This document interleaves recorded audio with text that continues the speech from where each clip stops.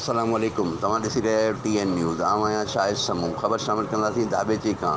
Sindh action committee पारां 20 जून खां शुरू थींदड़ अवामी राब्ता मुहिम जी रैली घग्घर खां थींदे धाॿेजि पहती, जिते मुख्तलिफ सियासी, समाजी, क़ौमपरस्त पार्टियुनि जे अॻवाणनि गुलनि जी वर्खा करे अजरकून पारायूं। इन मौक़े ते जसम अॻवान रियाज़ चांडियो, नवाज़ शाह भाॾाई, SUP अमीर आज़ाद पंवर, रोशन बुरड़ो, STP जलाल शाह, सदा बुलेदी ऐं ॿियनि मेड़ाकनि खे ख़िताब कंदे चयो त बहरिया टाउन समेत जेके बि मेगा प्रोजेक्ट सिंध जी ज़मीनुनि ते वालार करे रहिया आहिनि, उन्हनि खे कंहिं बि सूरत में पंहिंजे मक़सद में कामयाबु थियणु न ॾिबो। सिंध जूं ज़मीनूं वसीला सिंध जी आवाम जी मिल्कियतनि, जंहिंखे कंहिं बि सूरत में नीलाम करणु न ॾिनो वेंदो। हिननि वधीक चयो त पीपल्स पार्टी जा 13 साल बि बदतरीन हुकुरानी जा साल रहिया आहिनि, जंहिंमें ज़रदारी ऐं कंपनी इहा कोशिशि करे रही आहे त कीअं सिंध जे वसीलनि खे ज़मीनुनि खे नीलाम कजे त जीअं असांजा बैंक बैलेंस वधनि ऐं सिंध जी आवाम बदहाल थिए। हिन चयो त असां तरक़ी जा मुखालिफ़ न आहियूं, पर असां तरक़ी जेका सिंध जी आवाम खे पंहिंजे वतन में अक़लियत में तब्दील करे, इहा तरक़ी कंहिं बि सूरत में क़बूल न कंदासीं। असां सिंध जे ॻोठनि शहरनि में वेंदासीं ऐं सिंध जी आवाम खे पीपल्स पार्टी जे कयल ज़ुल्मनि जी दास्तान ॿुधाईंदासीं। हिन वधीक चयो त सिंध जे क़ौमी कारकुन बाशऊर आहिनि। सियासी केस उन्हनि लाइ कॾहिं बि पंहिंजे मक़सद खां झुकाए नथा सघनि। हिन मुतालबो कंदे चयो त जस्कम चेयरमैन सनान खान कुरैशी, ज़ैन शाह समेत समूरनि कारकुननि मथां केस ख़तमु करे खेनि फौरी तौर ते आज़ादु कयो वञे।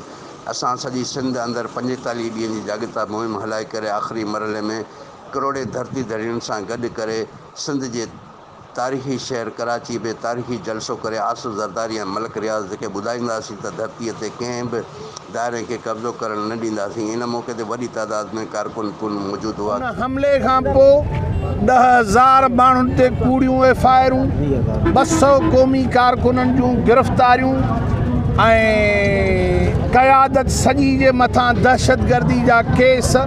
उन जे बावजूदि अॼु सिंध एक्शन कमेटी जी हीअ क़यादत लाड़ जे पट्टी में निकिती आहे त सिंध जे लखनि एकड़ ज़मीनुनि ते कब्ज़ो ऐं विलार क़बूल कोन्हे।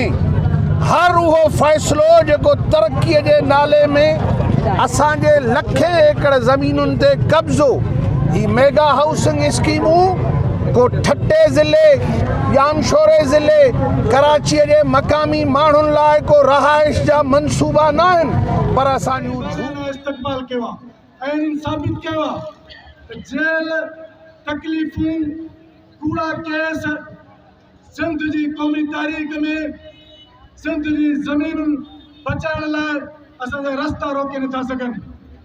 सिंध एक्शन कमेटी 6 जून जे पुरअमन वाक़िए जेको सॼी सिंध लीग जी माफ़िया जी बदमाशी के ख़िलाफ़ हिकु दफ़ो ॿीहर सिंध एक्शन कमेटी ऐं उनजा बहादुर साथी उनजी क़यादत में हींअर बि रोडनि रस्तनि ते आहिनि। असांजो हिन धाॿेजि खां पोइ हींअर गारे में ऐं पोइ शाम जो ठटे में तारीख़ी जलसो आहे।